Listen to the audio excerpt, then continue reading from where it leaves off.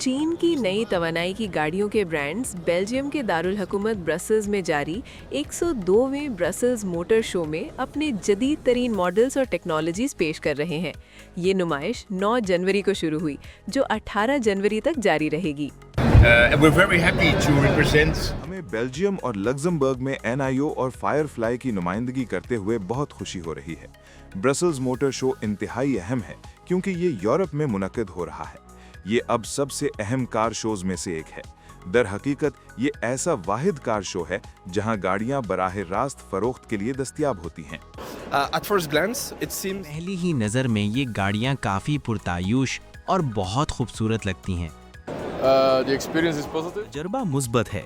हम ये देखने की कोशिश कर रहे हैं कि चीनी गाड़ियाँ यूरोपीय मंडी में क्या पेश कर रही हैं, क्योंकि पहले हम भी यूरोपीय गाड़ियाँ चलाया करते थे, लेकिन हम इन मॉडल्स को देखकर काफ़ी हैरान हुए हैं। ये तो बहुत अच्छी गाड़ियाँ हैं।